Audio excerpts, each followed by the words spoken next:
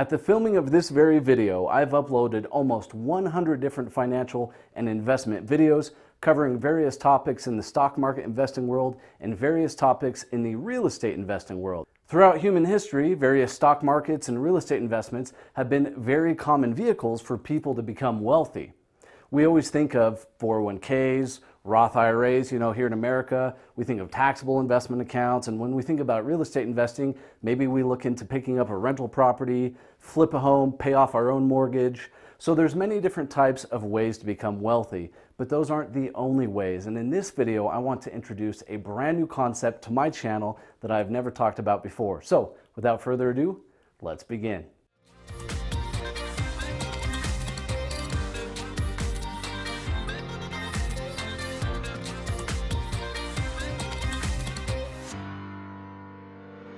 As a diversified investor, I truly believe in the old saying of avoid extreme ideologies.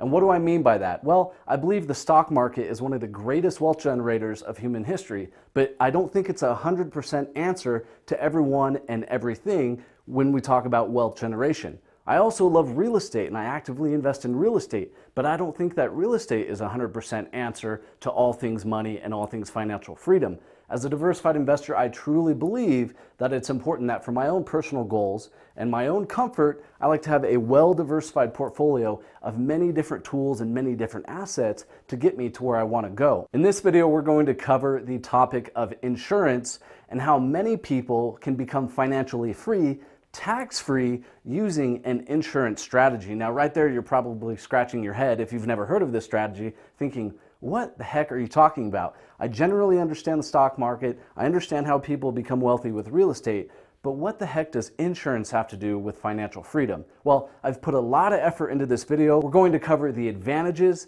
the disadvantages, and the common misconceptions. So by the end of the video, you can decide whether or not this strategy is right for you. So let's begin.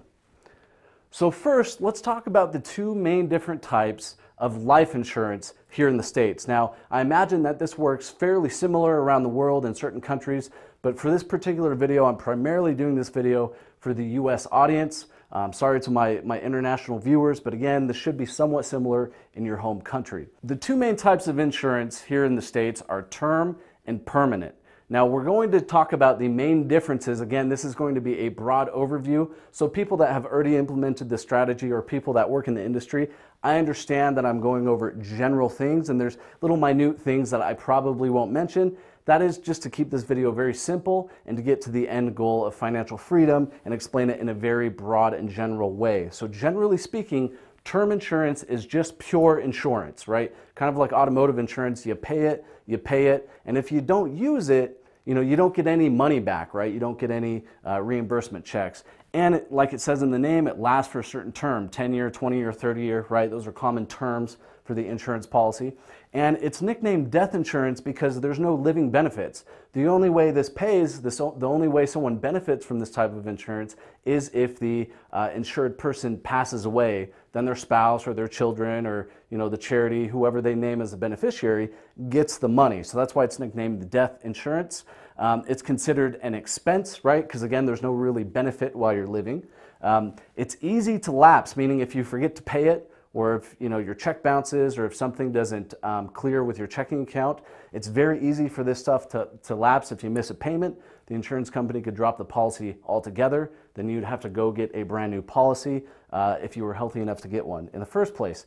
And it's cheap up front, but it's very expensive later on, and I'll talk about more on that later. Now, let's talk about permanent insurance. Permanent insurance, a lot of people confuse with whole life. I'm sure you've probably heard that term.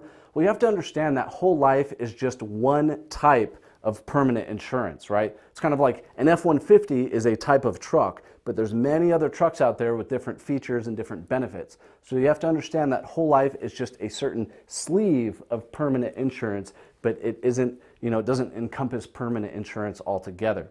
So it's typically what it is life insurance plus an investment called cash value. It lasts your entire life, and that's where people, they confuse the term whole life. It lasts your whole life. Well, that's true, but again, that's just one type of this insurance. It truly is considered life insurance because there's so many benefits that you get when you implement this type of strategy, it's considered an asset rather than an expense because you get a ton of money back when you structure these things properly.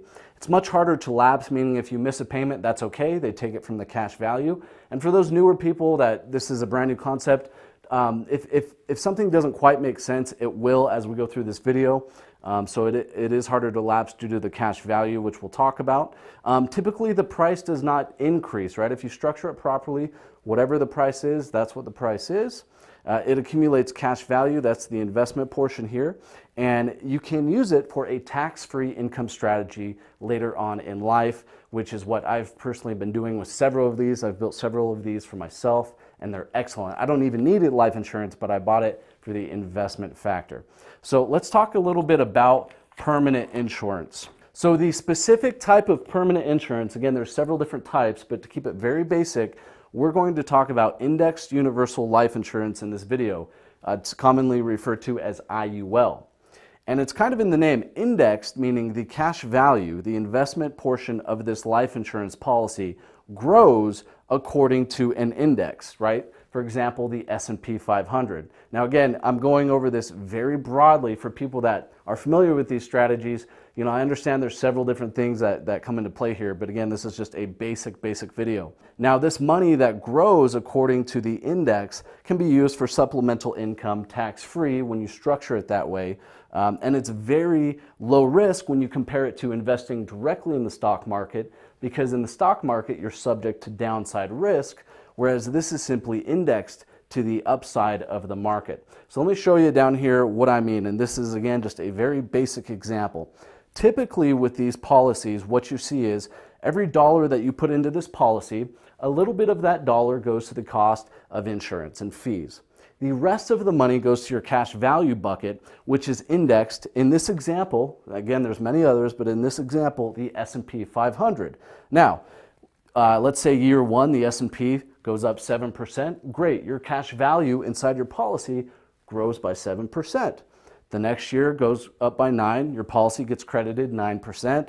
You get the idea, 2%, 5%. Now, at a certain point, let's just say if it has a cap, the policy has a cap of 10%, and let's say the S&P does 12%, well, your policy is only going to get credited for the 10% because that's the cap or ceiling, so to speak. Now, for that, you know, for you only getting 10% maximum on the upside, the insurance company, though, is going to promise you that you're going to have a floor, meaning you can't lose. So the worst you can do in any year in this policy is just not make any money. You're not going to go in the hole. So a good example of this is 2008, when the S&P essentially dropped by 40%. Your policy that value that year, even though it's indexed to the S&P, it does exactly what the S&P does. You're not going to lose money, you're just not going to make money. And so as stock market investors, which a lot of you probably are, you know how powerful it can be when you avoid losses by not having to dig yourself out of a hole. Here on screen, you'll see that if you were to take a 40% loss in the stock market like 2008, you would have to make sure to make up 67%. You'd have to have a 67% return just to get back to even. So as you can see, the strategy, even though they cap you at 10%, they're giving you that floor, which is very, very powerful. Now, let's talk about this ceiling for a minute. When we look at the overall S&P over 10, 20, 30, 40, 50 years even, really the average annual rate of return of the S&P is around 7% anyways, right? Yeah, some years, you know, the S&P is going to do 15, 20, 25%, and yeah, you're only going to get 10, but you're also never going to get down in the, you know, holes of the market when the market goes down. So that's how the money in this policy grows. I want to talk about a few different things here. I want to talk about some misconceptions. A lot of people say, well, that's great and everything, but you know, a lot of this permanent insurance is it's higher price compared to term, and this is a common saying out there, and I kind of have to laugh when I hear it. I hear people say, buy term and invest the rest, meaning buy a cheapo term policy for your life insurance and invest the rest of the money that you saved by not buying this and put it in maybe like a taxable account. Well, not only is that money growing taxable, and this is tax-free when you structure it that way, but it's also exposed to the downside risk, whereas this isn't. And the funniest thing of all is, right, whenever people say that, I kind of have to ask them, well, have you looked at the saving rates of, most Americans?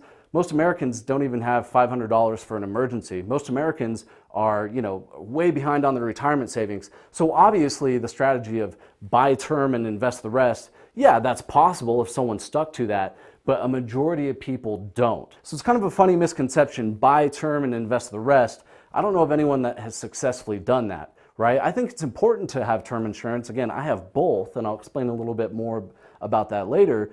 But, buying term and investing the rest, it's kind of a joke. Now, when we look at why term is so cheap, it's because most people outlive the term. Life insurance companies love when people buy term because people pay, and the life insurance company is only on the hook if you were to pass away. Well, most people, if you buy a 10-year term, chances are you're going to live within the next 10 years, especially if you're a younger person that doesn't live a high-risk lifestyle. So 9 out of 10 term policies never pay out because the person outlives their term.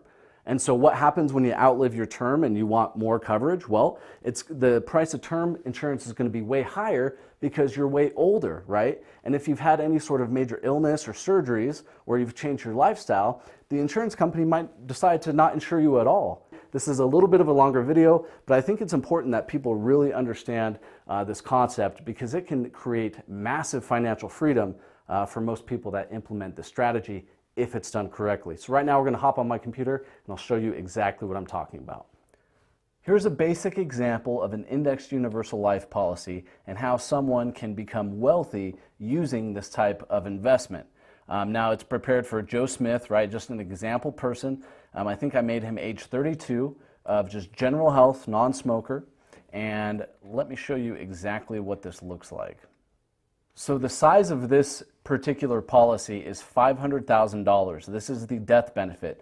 That means if this individual, Joe Smith, the fictional character, age 32, male, non-smoker, if he was to invest in this policy and die the very next day, right, the very next day that he implemented this policy, his listed beneficiary would get $500,000 tax-free, right? So that's the protection part of it. That is the pure life insurance part. Now let's talk about the investment part of it. So here's the policy year 1, he's age 32. His total investment into this per year is about $438 per month or $5,257 per year. Now that is the max that you can put into this. The beauty of these is you can always put less if you want. Some years you can do the max, other years you don't have to. You can skip months if you need to, right? Of course, the more you skip and the less you put in, the less cash value you're going to have, okay? The illustrated rate, people ask, well, what rate are you showing? We're just going to show an average return of about 6.4%, okay? So very conservative for the cap of 10%. And let's just say every year Joe Smith puts about $5,200 into this thing. Now, let's say after 19 years here, he's age 50, right? And he's put a total of, let's call it $100,000 into this policy. He can surrender it, right? He can walk away for a check of $143,000 if he wanted to, right? Now, hopefully he doesn't, but if he wanted to, great. Now, let's scroll down. Okay, now it's really getting interesting. So we're on here's year 19, he's age 50. Now let's go down to where it really gets interesting. So he's going to pay into this, Joe Smith, through the age of 64 until he's 65. So for 33 years, he's going to invest $5,257. At that point in time, he's going to turn around, and what's nice about this is it's completely custom, right? You can pay to age 50, to age 40, it's up to you. You can take money out before age 65. Again, these are completely customizable. I just want to show you this as an example. He turns around and immediately starts taking $30,000 per year in tax-free retirement income. Look at that. All throughout his retirement. Keeps going, keeps going, keeps going. And you'll notice that he's put so much money in and it's grown so much that the death benefit is over $500,000 now. And so as we go down, I have this particular one showing that he takes out $30,000 per year until he's age 95, so 31 years, okay? And so if we go up, we'll say, gosh, how much did he put in versus how much did he receive? Well, I'll show you. So total, he's invested $173,481, okay, premiums paid. He's received $930,000 tax-free in retirement income. And if he passed away at age 95, his family, his spouse, children, grandchildren, his legacy is going to have a death benefit of $431,738. Now, that is the power of this type of investment tool, right? You put money in, you're going to get every dollar back plus a bunch more in a very tax-advantaged manner. Now, there's a lot of different things that go into it, but this is the strategy. Again, it's just a simple policy, age 32 male. Of course, the older you are, the less time the policy has to compound the money, the more expensive the insurance cost is. So the older you are, the less this works. The younger you are, right? I got my first policy at age 25. I bought my second one at age 29. And so the younger you are, obviously the more time you have, the less you have to pay, the cheaper it is. So that's really the strategy here. Again, he's paid in a total of $173,000.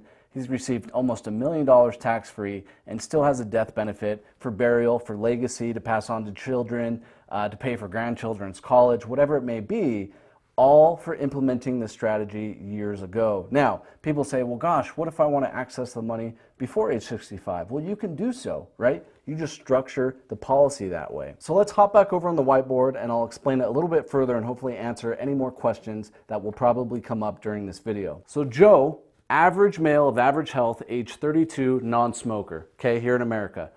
He implements a $500,000 index universal life policy. Now, the max that Joe can pay into this and invest into the index is $5,257 per year. Now, he can invest that all in one chunk every year, or he can do it monthly in 12 different payments. Now, he does this, he maxes this out from age 32 through age 64, which is 33 policy years, like we have on the illustration. Now, by age 65, Joe has invested a total of about $174,000, okay? Now, he immediately stops paying into it, all payments stop, but the insurance continues, okay? Now, keep in mind, all during these years when he's raising children, having a family, paying off the mortgage, right? Maybe even having grandchildren by that age, if he was to pass away day one, right, his beneficiary would receive $500,000, right? Maybe he only made one of these payments, and then the unspeakable happened. So keep in mind, that's the protection. Now, let's say he's lived till age 65. He has invested about $174,000. He immediately stops paying into it, and he begins receiving tax-free retirement income of $30,000 annually. That can be paid out on a monthly basis or total one payment, $30,000 from age 65 to 95, which is 31 policy years.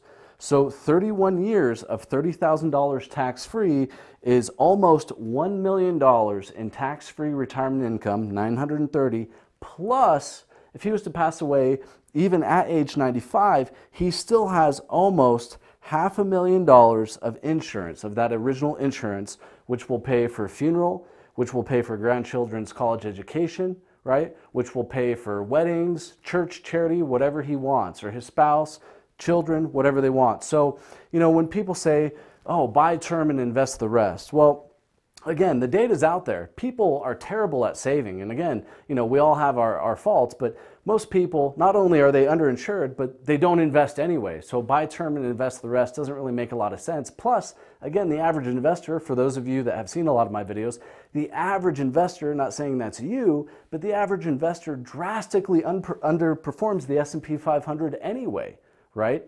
And so, yeah, you might not need insurance. I particularly don't need insurance, but I have so much IUL, it's not even funny, because I like the millions of dollars of tax-free income. I like growing my money with a floor, right, away from market risk. Now, is this the complete answer? An insurance salesman would say, yes, this is better than the stock market, this is better than real estate. But the true answer is that you need to avoid extreme ideologies. This is great, but it's not a 100% answer, right? Just like real estate is great. That'll make you rich, but it's not 100%. Same thing with the stock market. There's always ups and downs to everything, right? Like Dave Ramsey, for instance, he says, no, only buy term. People have to understand, and again, Dave Ramsey is a great guy. He's helped thousands of people. He's obviously successful. I would be an idiot if I stood here and said that Dave Ramsey is dumb, he doesn't know what he's talking about. But you have to understand, and again, I don't mean any offense to anyone that's watching this, Dave Ramsey's target market, he deals with broke people, right? He deals with broke people that are about to pull out their hair, they're in a bunch of debt, they don't know the first thing about investing, right? So of course he's going to say, stay away from this and just buy term, buy that pure protection. You have 2 baby kids at home, just get some cheap term, right? This is expensive, it's complicated. It's much easier for him just to say term, and then he always says that, the insurance agents get a lot more money by selling this. Well, sometimes that's true, sometimes it's not. But if you're worried about that, you shouldn't be working with that insurance agent, right? Again, insurance companies love selling term insurance because usually they keep all the money because people outlive the term. Whereas this, the only person on the hook in this case is the insurance company because it's for life. They have to pay a death benefit, right? And in the meantime, you're going to get, in some cases, over $1 million of tax-free income.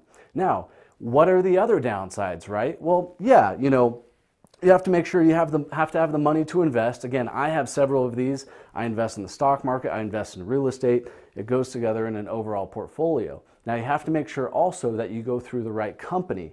There's going to be some companies out there that promise everything in the world, right? Or maybe they insure people who skydive or people who, smoke, 5 packs a day. Well, a lot of those people are going to be dying, and that's going to hurt the financial structure of that insurance company. So you have to make sure that you purchase these through A-rated companies from A-rated carriers through an independent broker. I structure these for many different clients and companies to use as benefits and to use as tax deferral, tax shelters, right? Even Forbes called this strategy a rich person Roth.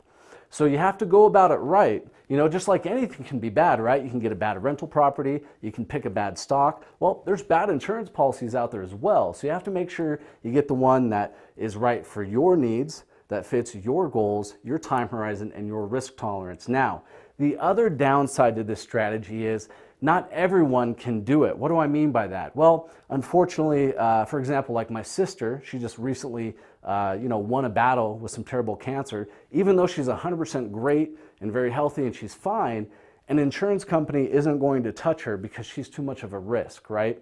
Or if you if you're an underwater welder, your rates are going to be through the roof. So while you're young and healthy, that's why right? You always hear that, get it while you're young and healthy.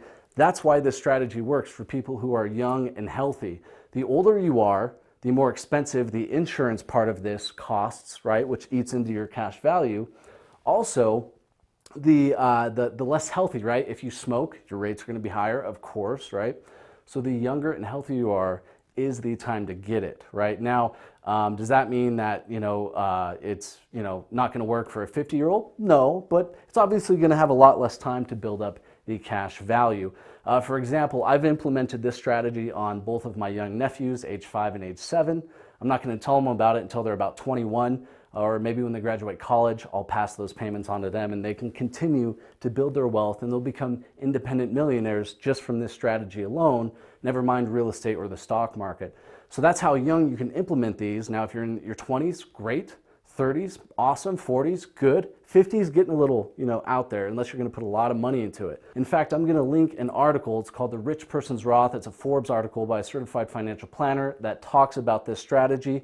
And hopefully I didn't complicate things too much. Hopefully I was able to get the point across on this awesome strategy, not to mention all the other little bells and whistles that I didn't mention. Again, I do this independently. I work with over 80 different carriers, and I structure these custom for individuals all over the country. If you have any additional questions about this, would like to see a custom illustration for you and your needs, my email is in the description below. Again, I understand you might have a lot of different questions. This was a very broad overview of this strategy, but it's definitely a strategy that's worth looking at. So thank you so much for watching, and we'll see you guys next video.